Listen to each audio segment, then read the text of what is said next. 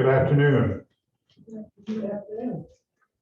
I want to apologize for my problems last week. They were all caused by me, and we hope there will be none today. We're going to try and work on Iran-American relations.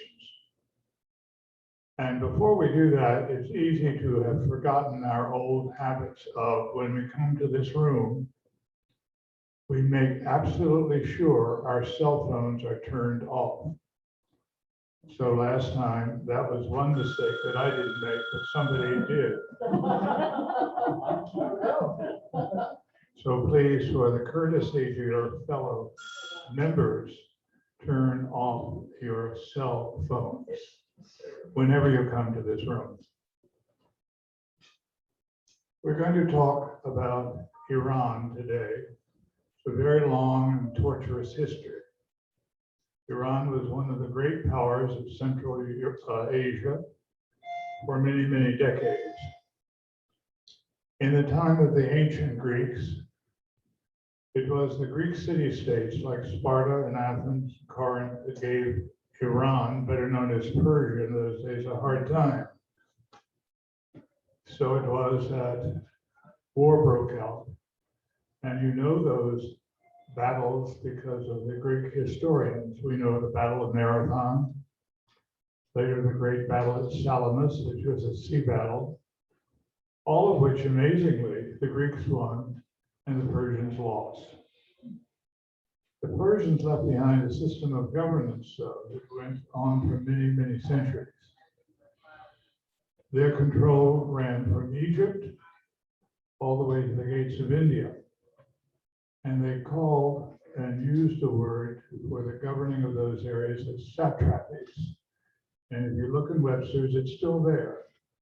A satrap is simply a major way of organizing a province, the way the French do today when they give you Brittany, Normandy, and other sections of France as provinces. In the old days, the Persians gave satrapies. Now, we don't want to spend a long time involved with this process because it's 5,000 years of recorded history, and we're only 100 years of that 5,000. So we'll come up to the 20th century.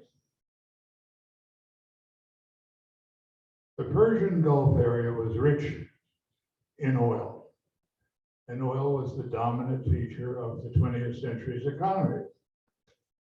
And one of the great places for oil was at Abadan, in and along the Persian Gulf. And that was controlled by the British. They had an Iranian, if you wish, or Persian Anglo oil company.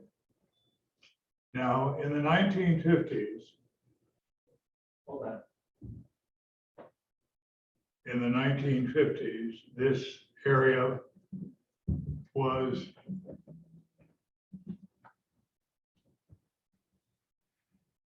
in the 1950s, this area was very much contested. And so the British controlling found that their interest in the Persian Gulf areas were suddenly under attack. And the key one was the Anglo-Iranian Oil Company. And coming to power in Persia was a man named Mossadegh. And he nationalized the company. That means the Iranians or the Persians took over the oil company, which is legal to do as long as you pay the just amount in arbitration to the former owners. But both the Americans, that's us, and the British were unhappy with this. And so a man named Kermit Roosevelt, working with a small agency in Northern Virginia that you call the Central Intelligence Agency, organized a coup d'etat and overthrew the government of Mossadegh and installed a very young man that you know as the Shah of Iran. For a very long time, this seemed to work. Now, the Shah began a process that we in scholarly circles call a white revolution. This is a revolution from the top down. In that kind of revolution, there are often winners and losers. There were many winners in this because the Shah was determined to modernize Iran. So he sent thousands and thousands of young Iranians to study in the United States, in France, in Germany, and in Britain. Those that came here to California came mainly to Berkeley, Stanford, or in the South to USC or UCLA. A phenomenon occurred almost within 10 years of their arrival. You have a young Iranian student. His family knows that he is studying in the United States, and his family wants to send him additional money so that he can survive in this kind of economy that we have. How do you send money from Iran to the United States? You send a fabulous Persian rug. So in no time, lo and behold, Berkeley and Palo Alto became the rug centers of the West Coast. You could buy the most amazing, glorious Persian rugs in downtown Berkeley or in downtown Palo Alto. And therefore the student was able to survive. And these students became the core, the modernizing part of the Iranian Revolution. But they were the winners. Who were the losers? Under the Shah, you were able to go and open a business and succeed and keep the money. Under the Shah, you were able to marry anyone you wanted to. You could marry a non-religious person, you could marry a Jew, you could marry a Christian. Nobody cared. Now, the Shah was often seen in society circles. He was a very good-looking man. He'd married twice. He wanted a wife who would give him a number of children. He was often seen skiing in Switzerland at Gottstadt, the place where the famous and notorious often hung out. People like Elizabeth Taylor, Richard Burton, and the Shah of Iran. And all seemed to go well, but there were losers in a white revolution, a revolution from the top. There were winners and there were losers. Who were the losers? The losers basically were the mullahs, the low-ranking, everyday village religious leader. They lost their power and influence because if you could marry anyone you wanted to, if you could open a business anywhere you wanted, then you didn't have to get their approval. And so it was that you have this amazing amount of tension within the Iranian elite and the Iranian working class. But we, in our wisdom, had installed this man, and he was changing things in the direction we liked. He was particularly, one of our great faults is assuming that one of the wonderful things that happen in this world is when other countries buy our military weapons. And the Shah was himself a pilot and flew a high-performance jet aircraft and bought them in abundance for his Air Force. So the tension built in society, and the mullahs were most unhappy. They were the losing class. And the winning class were the young who had gotten an education. There's a famous book that comes out many years later. It tells you about the horror of the now upheaval. Let me give you the upheaval first. There were powerful forces at work within the religious community abroad. One of the places that the religious community liked to live was where everyone likes to live, was in Paris.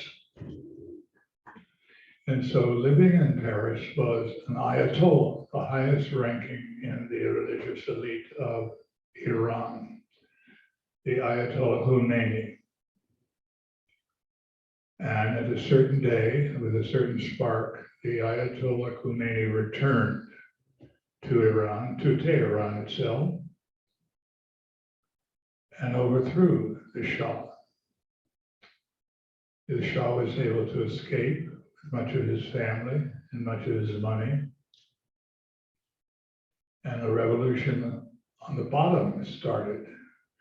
And the Ayatollahs, there were more than one, and the mullahs came to power. So what you had was an upheaval in the other direction. That is, unbeknownst to all my silly Berkeley liberal friends who were applauding the overthrow of the Shah, we had Iran returning now from the 20th century all the way back to the 7th century, because the government now of Iran was a theocracy run by mullahs and ayatollahs, imposing their will.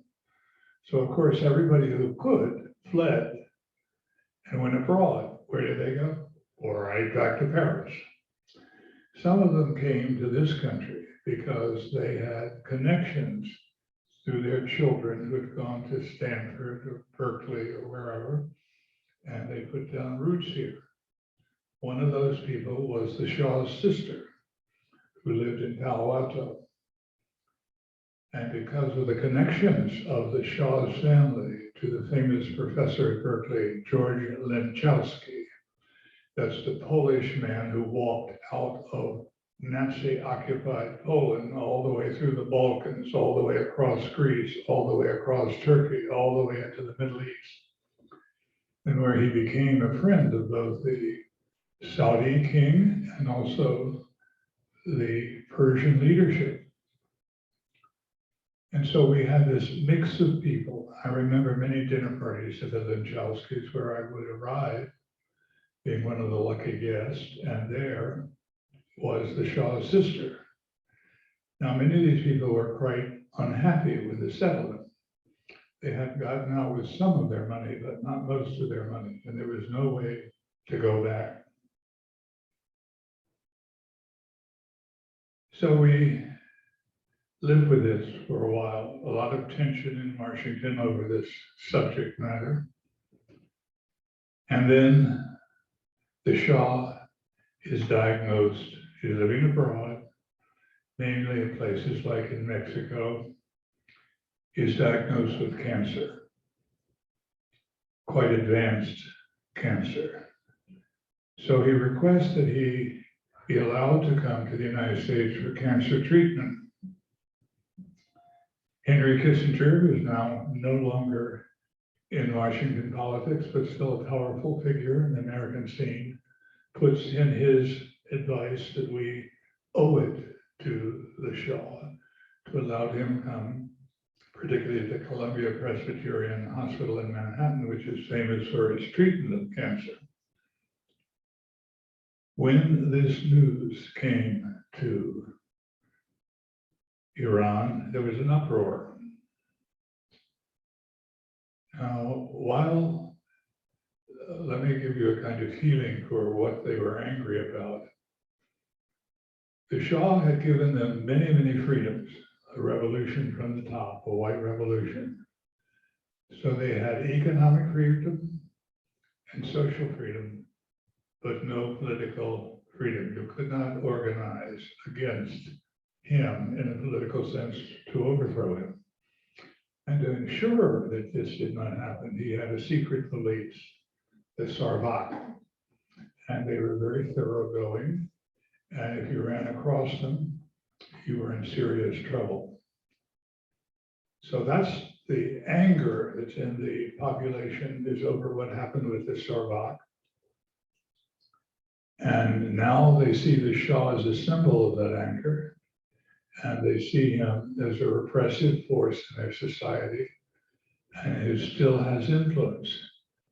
So when they hear that the Americans are going to allow this man to come there to America, the United States, to get this treatment, they explode.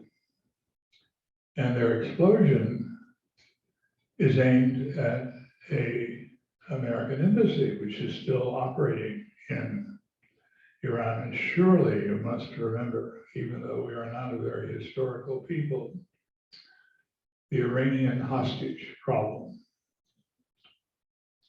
So they overran our embassy and took all of our embassy employees, not just the ambassador, but the deputy ambassadors, the consuls, and all just the technical and skilled craft of people who worked in the embassy. They were all now held as prisoners, as hostages. It was a bitter time because it was Jimmy Carter's day in the White House, and Carter did not know what to do. And he began to think about things that he might do, and he called on his national security advisor, the man who had replaced Henry Kissinger, who came down from Harvard. Now we had a man come from Columbia, Brzezinski. And the plan was we would sneak up. You think how stupid this is. We could sneak up on the Iranians, fly very, very low, Iran is on a high plateau. You come down off that plateau down to the Persian Gulf, but otherwise their big cities are high on this plateau. We'd sneak up on it, sneak all the way to the outskirts of Tehran, where our embassy is, and rescue our prisoners who were our embassy staff. And so this ill-fated, doomed to fade rescue attempt was launched. And everything that could go wrong went wrong. As we came into Iran on this flight, we hit a huge sandstorm. Now, if you've never been in a big sandstorm, you haven't lived. You can't see your hand in front of your face. And this is a high-performance jet aircraft that doesn't work well in sand going into the engines. So they sort of crash land in the desert outside of Tehran, and they're captured immediately. And so we have a failed rescue, we have the people themselves as hostages, and things are getting even bleaker. This is finally going to end the Carter administration. You know, they were only 4 years of Jimmy Carter. Then, guess who comes to the rescue? Out of the Hollywood Hills, riding a horse, is Ronald Reagan. What to do? Well, Reagan is as bad as the rest of them because he decides you can do a trade. There must be something the Iranians want, and there's something we want. We want our people back. So even though it was forbidden in legislation to deal with the people who are opposed to the Contras, we're going to have a weapons deal in which some weapons are going to go in one direction and some people are going to come in the other direction, and money will be exchanged. So we have the famous Iran-Contra scandal. It almost brought the Reagan administration to its knees when it became public knowledge that the President of the United States had operated secretly behind the backs of the Congress of the United States. Talk was of impeachment. But they've already done that once already with Richard Nixon. They're going to do it again twice with somebody else I will mention. So they walk away from impeachment, but with a dire warning, and a number of people are going to go to jail. A famous admiral who was part of the national security establishment at the time, Poindexter, and others are going to pay the price. So we have the Iran-Contra deal and the continuing arguments over what Iran wants and where its place in the world is.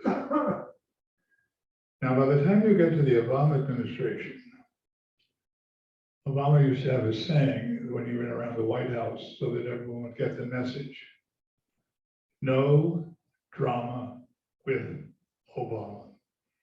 He didn't want a bunch of faded people who were looking for glory and attention. He wanted a solid, quiet approach to problem solving. So we had gotten our prisoners back, or our embassy staff back, but we had another problem. I don't know how much you know about this area of the world. As I say, the Persians ran it for centuries. They went to war with ancient Greece over the issues. They then came back and left behind an enormous imprint across all of Central Asia. Maybe you don't know it, but the Mughal emperors of India derived from Persia. They're not Hindus. I don't know if you know it, but the most beautiful building ever erected in India was erected by a Mughal emperor for his deceased wife. We and they call it the Taj Mahal. Unfortunately, it's in a Ganges plain area that is very badly polluted. And the last time I was there, you had to go right up to the wall to be able to feel the wall because you couldn't see the walls of the Taj Mahal due to the heavy pollution. I don't know how they take those photographs. They must bring wind machines up and blow all the smoke away and then take the photo and the smoke comes back. So an old farming technique in India where you burn the fields after they've been harvested. Of course, that smoke is very much like the smoke we get here in California when the fires are so bad and we get it down here on us. So it was that we have those problems, and now we have another problem. The Iranians are very smart people. Once the genie got out of the box at Alamogordo in the Nevada desert, nuclear weapons could be made by numbers of people. The Americans have them. The British shared with us in the research, so they got theirs. The French didn't trust us, and so they went and got their own, building themselves. Only the two losing powers from World War II, Germany and Japan, have not developed them, but could do so overnight. The Israelis have gotten theirs by dealing with really nasty people, like the South African government. That was the government that had apartheid as its major plank, that is, separation of the races with one race up and one race down, the black race down, of course. And so Iran went after the nuclear. You could see it from satellite photography, the building of the various buildings that were necessary to separate so that you got the best uranium you could get and then get plutonium. So Obama went to bat with the British Prime Minister, the French President, the German Chancellor, and lo and behold, even got the Russian leader, the Soviet leader, and the Chinese leader to agree to put a stop to this process. And it worked. The Iranians agreed not to continue the research, to freeze it, and everyone seemed satisfied that that's the best compromise one could get to. And then someone that the current president calls that man, so by that symbol he means Trump. Trump decided to put an end to that agreement. So now guess what? The Iranians are back again processing uranium. Now let me tell you a story. Way before the 20th century, way before modern times. Once the Hebrew people lived in peace, and they found themselves being taken off into bondage. 70 years of what we call a Babylonian captivity.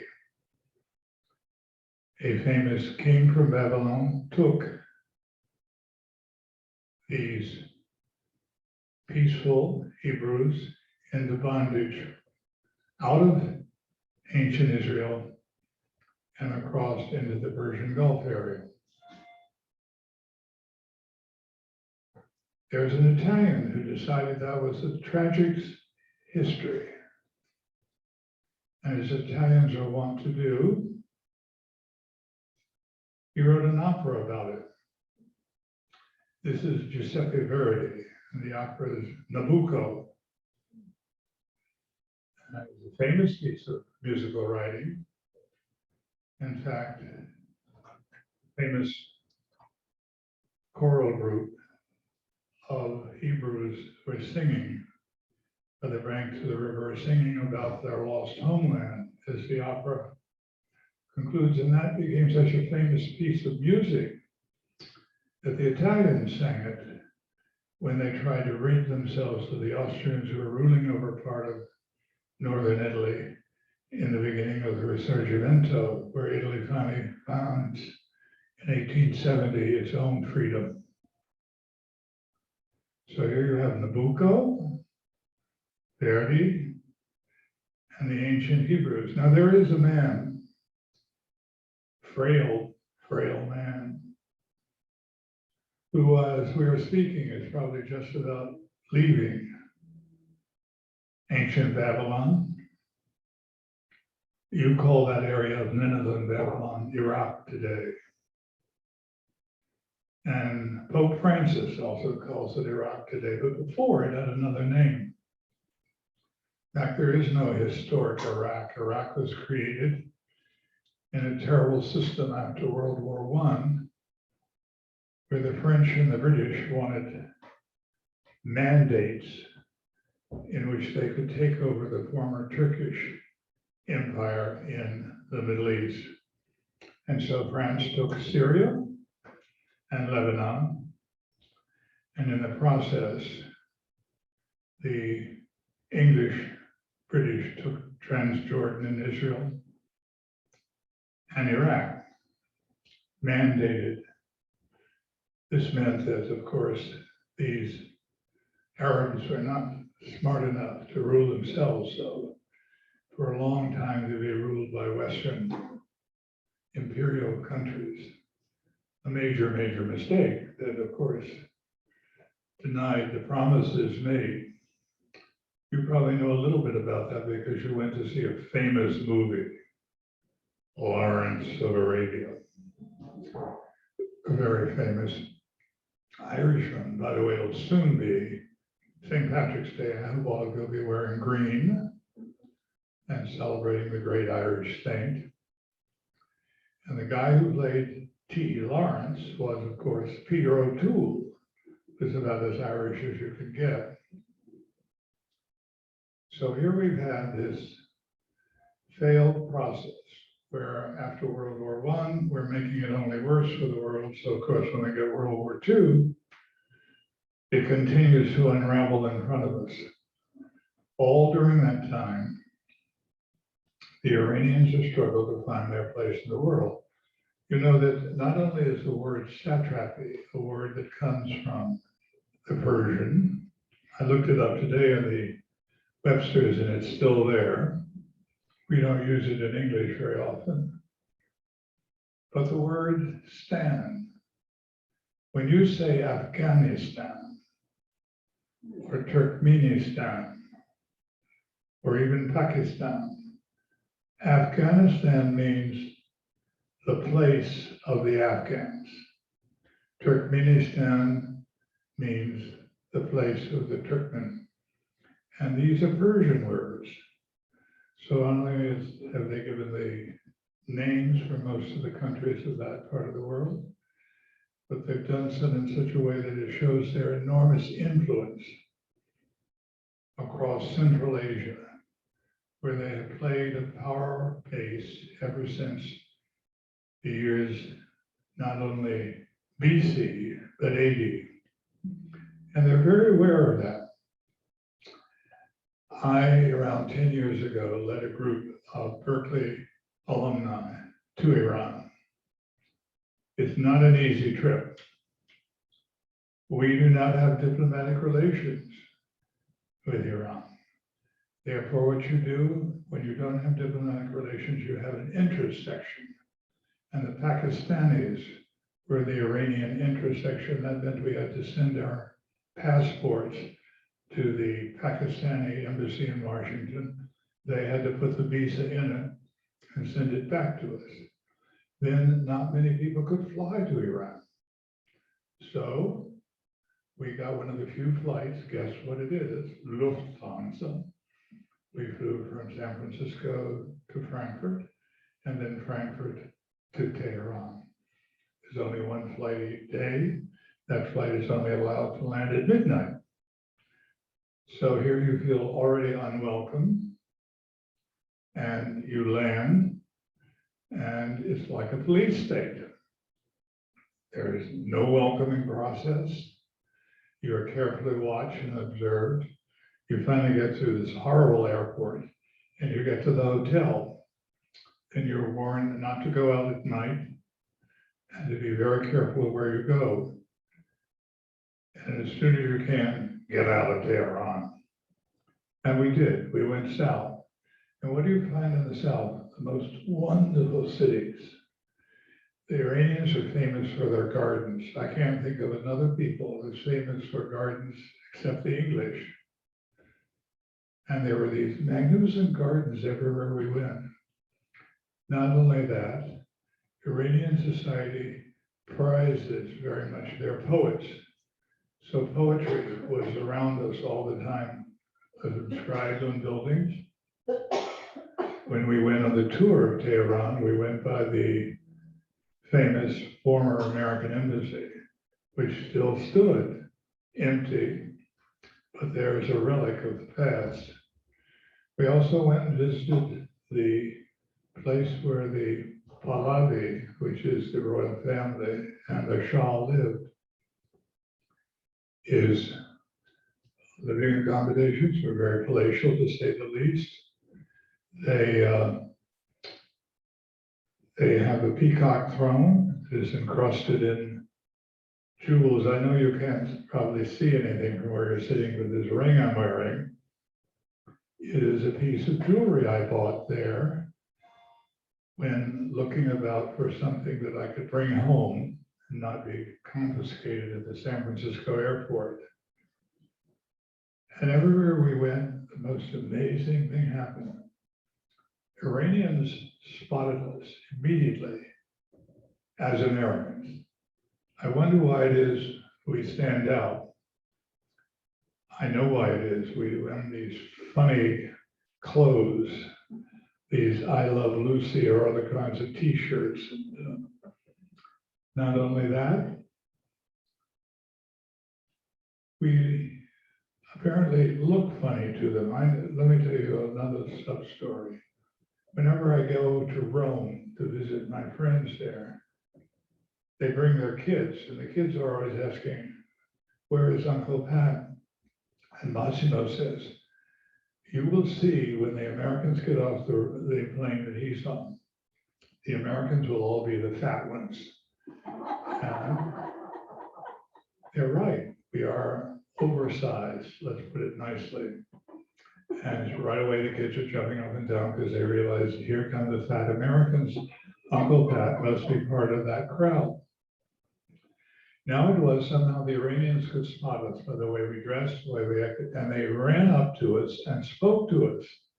They were thrilled to death to meet and very friendly to us as a people. No hostility at all, no built-up anger, nothing from the past, nothing about arguing. Why did you overthrow Mossadegh? Why did you interfere in our country? Why did you just hello and how are you? And they loved practicing their English, which they got from watching television, because yes, they have television too, and they make the most marvelous movies. Wonderful film industry. You know, there are other people in the world that are as modern as we are, even though they might look at the world differently. And I was going to get to that book because I know Flossie knows it too. There is a famous book called Reading Lolita in Tehran.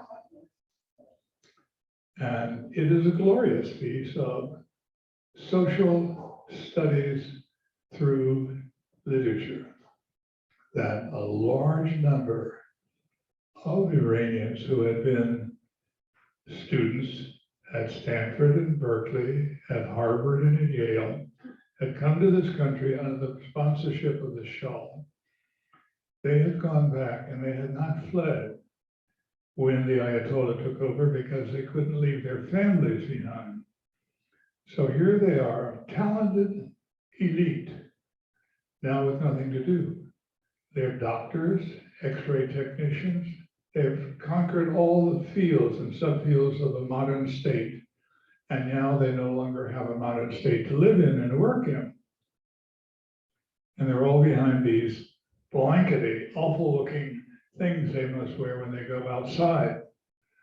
But when they're at home, when they can have their women friends in for a coffee, when they don't have to be veiled, they can then sit down and have a book club. And the book club might decide that it wants to read Lolita.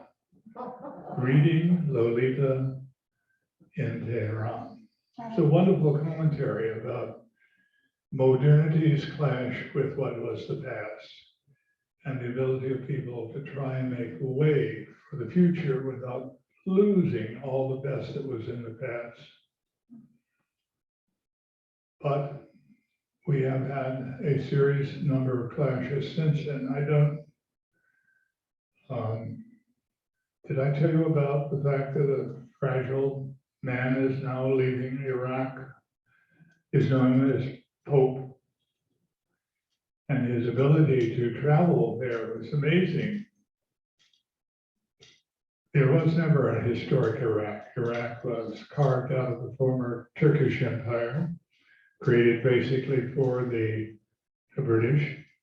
Iraq is one of the places where the British carried out a terrible event following World War I, when there was a revolution against British authorities in Iraq. The British used poison gas. And poison gas was some horror that the Germans had used in the front in World War I. And here the British are using it. It's not written up very heavily in British history books. I wonder why.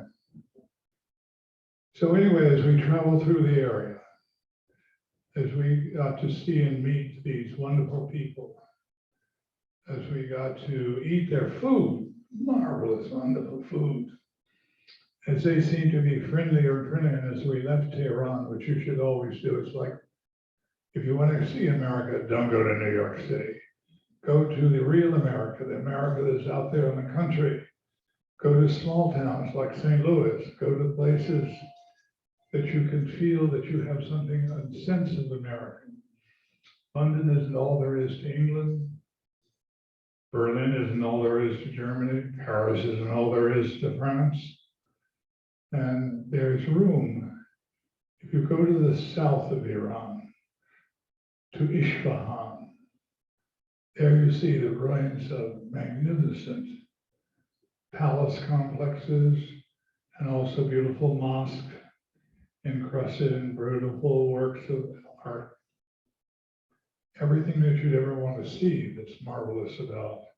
And then you're in an area, even though Iran is very arid, where fountains splash. Wherever you are in the Islamic world and you see color green, you know that color represents the fact that water is highly praised in those areas. Something that they very, very much want. And if you can't do all those things, you can go to parts of the world that have a great deal of Iran still intact. The French always being the French, out to Persia early, and from the areas of Susa and elsewhere, they took huge pieces of art and brought them to where else? The Louvre. So you go to the Louvre in Paris today, there's huge statues from the time of Cyrus and Xerxes that are located in the Louvre. And since the modern world, the Arab and the Iranian, all those who have art on display have given huge collections to the Louvre recently in the last 30 years. And there is now a Muslim wing of the Louvre where you work and see the marvelous glasswork and other things that have been done by these artists. So what more can I tell you about Iran? Our relations today are terrible. Biden is trying to find a way to get back in. He's joined the Paris climate area to try and make a contribution there, which desperately needs to be done since we've failed to make a contribution for the last 10 years. We are 10 years in arrears. But now he wants to know how to make a new relationship so that the business of keeping the nuclear bomb, I don't know how that can be done, but let me give you another example of where we missed it. When the Shah was in control, and when he was sending all these students here, he also understood that the state of Israel had a major problem. No nation that had oil would sell or ship or have any connection with Israel. So the Shah's government quietly sent a tanker full of oil down the Persian Gulf, out to the Red Sea, through the Suez Canal, and then it turned right. No noted plan of where it was going, and it docked in Israel and offloaded its cargo, which was oil, much needed by the Israelis. So here was this attempt to build a bridge out of the Islamic world into the world that was Israel's. And it worked as long as the Shah was in power. Shipments of oil from Iran quietly moving, no notification, no final terminus charted, and then suddenly turning into an Israeli port. How much better it would have been to have built on that relationship. How much would that have been than the dreams of Ben Gurion and the other founders of modern Israel? Instead today, we have a back off from this. And while it might just be my prejudice, I think the current leadership of Israel is terrible. He's done everything to disappoint the followers of Ben Gurion, who were the early fathers and founders of Israel, to Rabin. Isaac Rabin tried desperately to build those bridges like the Shah had built, sea lanes, by opening the Oslo agreements where the PLO and Israel were meeting in the Norwegian capital. His reward for that, of course, was he was assassinated by an Israeli citizen for having the daring to try and find peace instead of building a war machine. And that's what the current guy is doing. You might differ with me. You might think that Israel feels threatened by the government of Iran. Many people feel threatened by the government of Iran, not just Israelis. There's a group right across the Persian Gulf on the Arabian side, the Saudis, who of course have their thug, since Israel has its thug in a leadership position. Shouldn't the Saudis have one? And they do. President Biden has tried to show you that he has the courage to indict this thug, the crown prince of Saudi Arabia, who did in fact send his minions, his thuggish minions, not only to kill an American citizen in the Saudi embassy in Istanbul, then to cut his body up into lots of little pieces.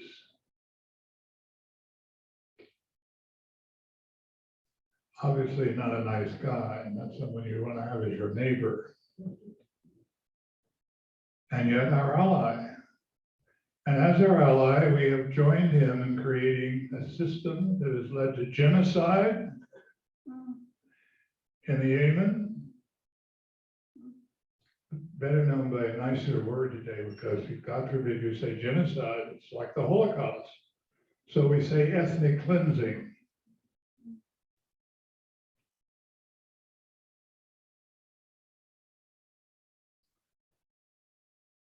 These are, of course, problems inherited by somebody like Biden. He's done the best he can, but he could do better. One, he could stop selling American high technology weapons to the Saudi government. It's those weapons that are used in ethnically cleansing the Yemeni people.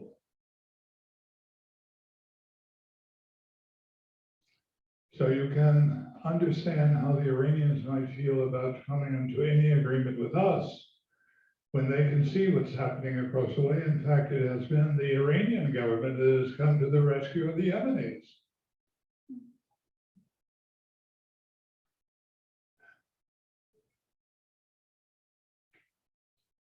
Years ago,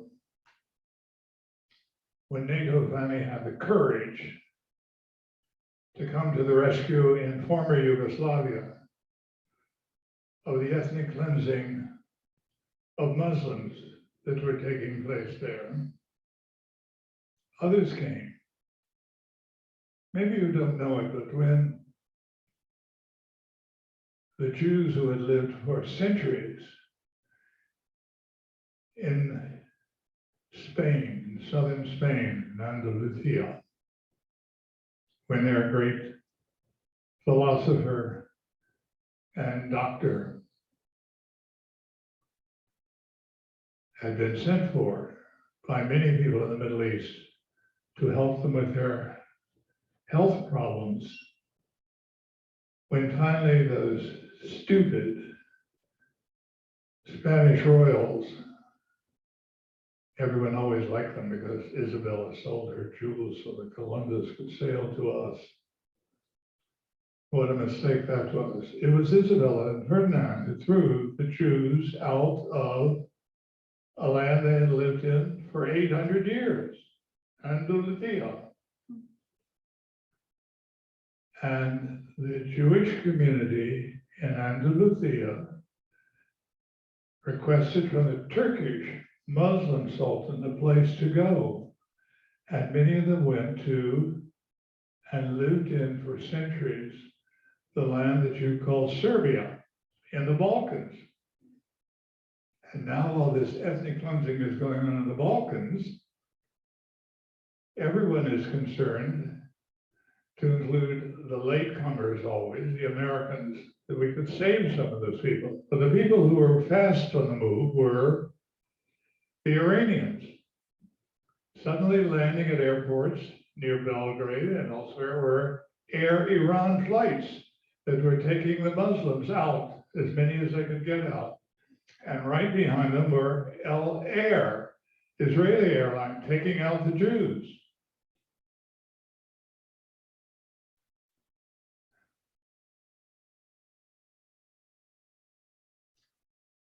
While we don't remember these, or we don't think much on it, those who suffered think about it every day.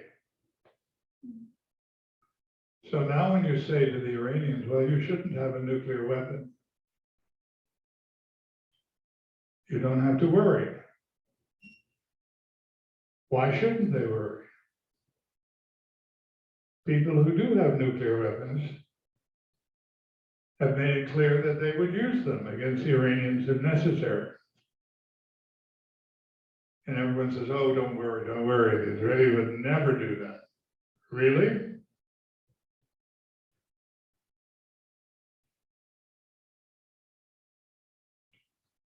So it is, we come back again always to where to find a connecting link.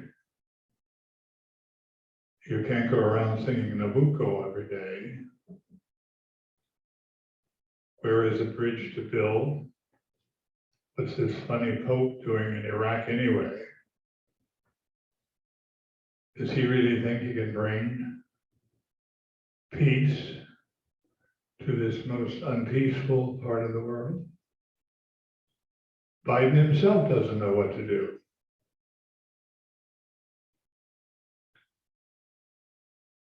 One thing for sure to do would be to get the gates open for the Iranians to have an embassy in the United States. They have consul generals in San Francisco and Los Angeles to allow travel equally to both parts. Obviously, the Iranians people want to come and see us. They were exceedingly friendly to us when we were there. And these were a talented group of people who had been cut off from the modern world. People who had hopes and aspirations. People who liked to watch American movies. You'd be surprised how they could tell you things about films you didn't know. And their own film industry modeled very much on the Hollywood example. It's a hard world. I don't know exactly how my friend who's standing in the hallway wants us now to go. Do we want to do Q&A and make attempts at that? Sure. So we will now allow the mic to be passed to those of you who would like to make either a comment, if you disagree, if you've been to Iran to tell us about it, or if you've been recently reading Lolita in Tehran. Something, somewhere, I think Daniel is looking for the other mic. Maybe you could just repeat the question first. Okay, I'll repeat the question. Was there a question first and foremost? Oh, there seems not to be.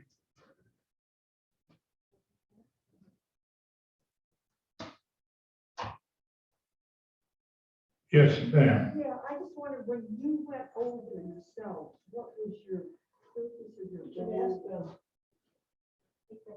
Yeah, oh my God, I'm sorry. What was the purpose of going to? When your trip, when you went over. Well, we landed in Tehran at midnight. We went to our hotel. The next day, we got out of Tehran as fast as we could, but we did do a few things like go to the embassy to see the site of our former embassy, to see the royal palace and to see the peacock throne, and then to go south to where the real Iran is located, places like where the great gardens are located, to see examples of the poetry. The poets actually speak in the street. To go to, I don't know if you know the word in Arabic or in Turkish. Those are the two words I know. One is bazaar. So there's the great Turkish bazaar in Istanbul. It's miles wide and long, and you could buy anything there: carpets, silverware, and jewelry, and clothing. And the other is souk. It's an Arab word. It's a very large souk in Damascus, for instance. So we went to those places also. In the Iranian case, they have big open markets. We also try to always try with some degree of careful, like with us with food, we didn't want anybody to get sick. And in fact, one of the women who wouldn't listen, trouble on the wall, she went over to a group of Afghan women when we were up at Mashhad, which is in the north of Iran, and a very holy city. And she started talking to them, and apparently they stole her purse. And so I don't want to tell you how horrible it would be to lose your passport in a country like Iran. And we did all within our power to get it back by giving money. And we found that they had already taken the money from the purse and thrown the purse in a trash can. So we went through the trash can and we got it. And then I gave that woman a lecture like she'll never, ever forget. So, you know, you could do lots of things. And we had artists come to us in the hotel and show us the work that they do, sketches. And this one artist sketched members of the group. And then he had of course, you know, he's in business not to just entertain Americans. So he told us about his gallery, which is across the street, and then we all ran over there. We all bought pictures that he had done, really beautiful workmanship.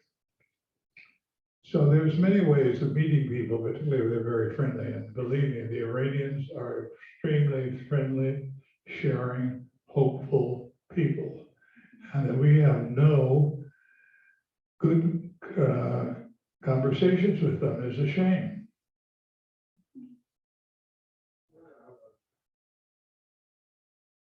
Robert, were you going to say something? No.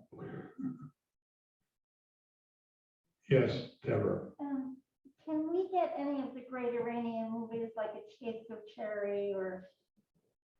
Yes, the Iranian movie business is well represented by studios in Southern California. And so we have a number of them that we can rent from the place where we rent movies. And if we ever get back into the movie business here, Piedmont Gardens, we'll try that because they come always with subtitles.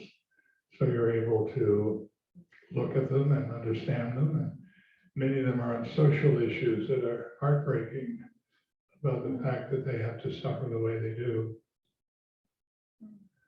Again, I remind you, there's a huge educated class of people that were driven out of the country. They live now here in California with us, in many cases. But another part of them never left Iran because they had, their parents were old and they couldn't see themselves leaving their parents in this theocracy that was run by mullahs and ayatollahs, who are generally, frankly, not to insult them, but they're not the educated class.